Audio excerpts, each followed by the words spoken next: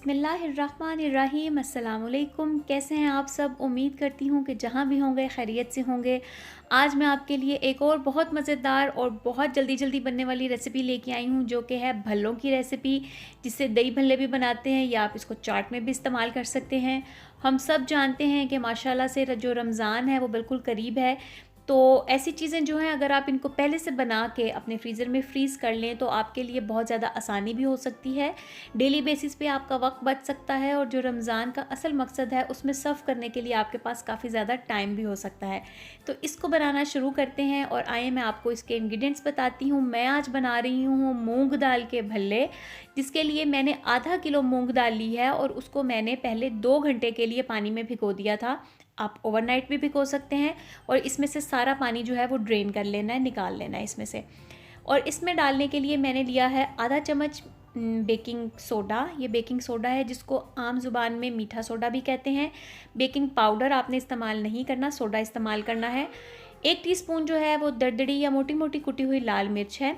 1 teaspoon ही मैंने नमक लिया है। आप नमक की क्वांटिटी को अपने टेस्ट के हिसाब से कम या ज़्यादा कर सकते हैं।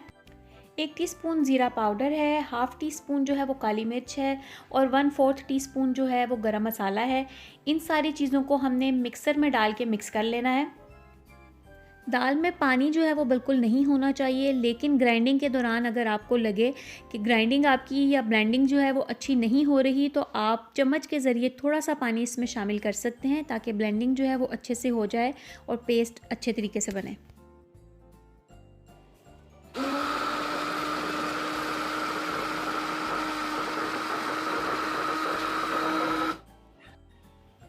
पेस्ट जो है वो मेरा तैयार हो गया है भल्लों के लिए, तो मैंने इसको थोड़ा सा दरदरा रखा है। आप इसको बिल्कुल स्मूथ पेस्ट भी बना सकते हैं।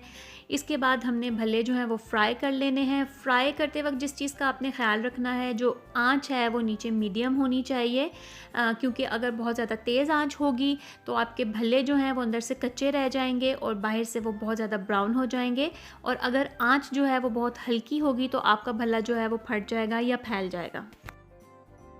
तो मैं इन भल्लों को दोनों तरफ से अच्छी तरह ब्राउन होने तक फ्राई करती हूँ और फिर हाजिर होती हूँ वापस आपके पास।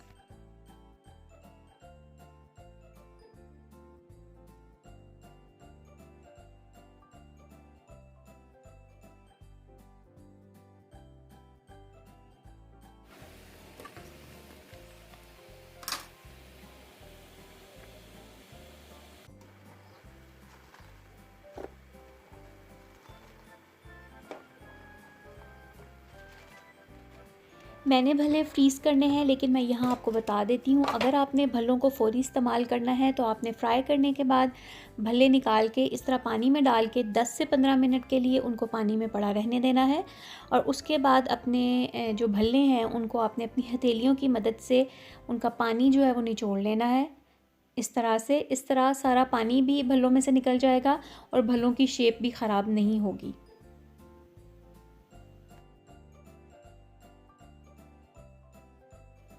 और अगर आप मेरी तरह जो भल्ले हैं वो बना के ज़्यादा देर के लिए फ्रीज़ करना चाह रहे हैं, तो आपने उनको पानी में नहीं डालना, बल्कि फ़्राई करने के बाद ठंडा होने पे आपने उनको किसी भी जो ज़िप लॉक बैग्स होते हैं या जो कंटेनर्स होते हैं एयर टाइट, उनमें डाल के फ्रीज़ कर देना है। और आपने जब भी इनको इस्तेमाल करने के लिए निकालना है, आपने इनको डायरेक्ट फ्रीज़र से निकालना है और गर्म पानी में या नीम गर्म पानी में 10 से 15 मिनट के लिए भिगो देना है। और उसके बाद वही प्रोसेस है, पानी को निचोड़ के आपने भल्लों को इस्तेमाल कर लेना है।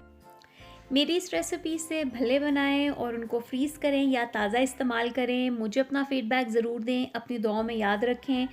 मेरे चैनल को सब्सक्राइब करें और बेल आइकन का बटन दबाना ना भूलें, ताकि मेरी नई आने वाली हर वीडियो का नोटिफिकेशन सबसे पहले आप तक पहुंचे। फिर हाजिर होंगी आपके लिए इसी तरह की बहुत सी कोई आसान सी रेसिपी लेके। तब तक के लिए अल्लाह हाफ़िज़।